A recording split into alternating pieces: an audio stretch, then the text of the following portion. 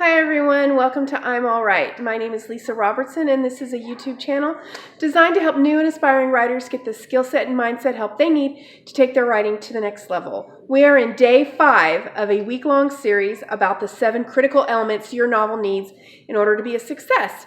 Today we're talking about voice, and I'm going to explain to you a little bit about why voice is so important and how you can help decide what the right voice for your novel is, okay? Voice, simply put, it is the personality of your novel. It is what makes it unique.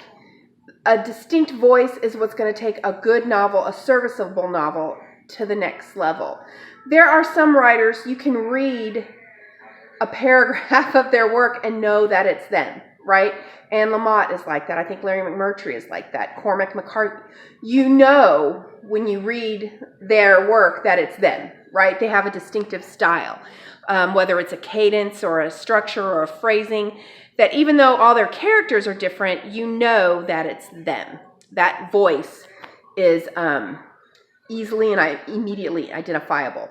And that's something I think really sets writers apart from just being competent, which there's nothing wrong with being a serviceable writer, but you really want to have that it factor, right?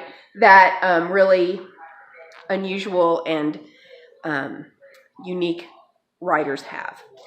So how do you determine the voice for your novel? I think your first decision, really, it's all kind of driven by character. You need to figure out whose story it is. For example, To Kill a Mockingbird, which we talked about yesterday, is Scout's story, and it's told from her point of view. Think about how different that novel would be if it was told from Atticus's point of view, or Tom Robinson's point of view, or Bob Ewell's point of view. Think of all those events would be the same, but the retelling of them and the impact of them would be vastly different, right? And that's what's important for you to decide, is whose character is the story. And it can vary, right? In my novel, each chapter is from a different character's point of view, and that's because you kind of have to know what each character is thinking.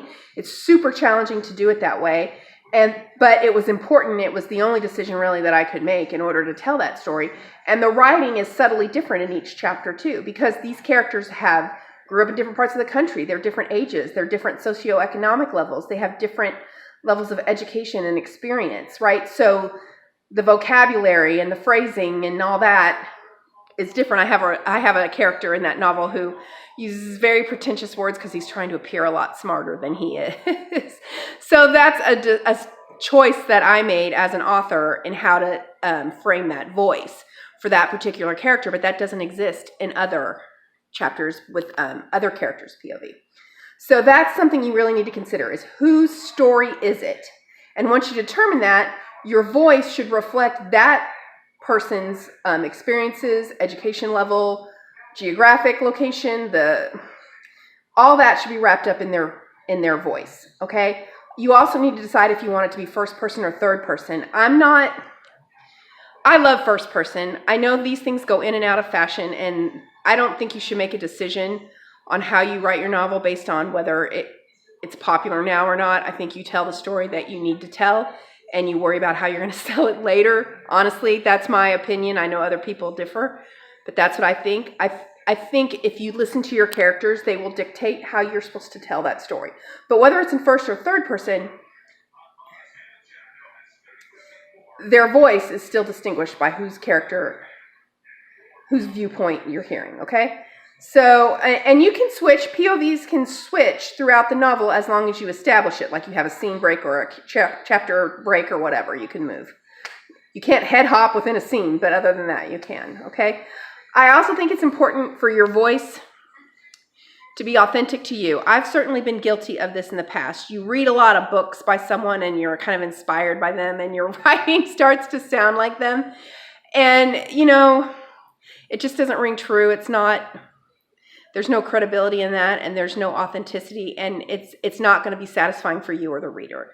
So just be mindful of if you've read every book in a series, kind of because you love it and it's fresh in your mind, that your writing is going to probably start to automatically sound like that person instead. Don't do that, okay? So that's another thing to consider when you're thinking about voice. I think that's kind of all I wanted to talk to you about today. I did want to share with you a book I think you should look at if you're looking for a really unique point of view, because I've been trying to give examples every day. There's a book called Then We Came to the End, and it is written first person plural. So it's we. It's like a collective group of people is telling the story. It's really interesting. And I think in a lesser writer's hand, it would have come out as kind of gimmicky and silly. But it's really a powerful and smart choice. And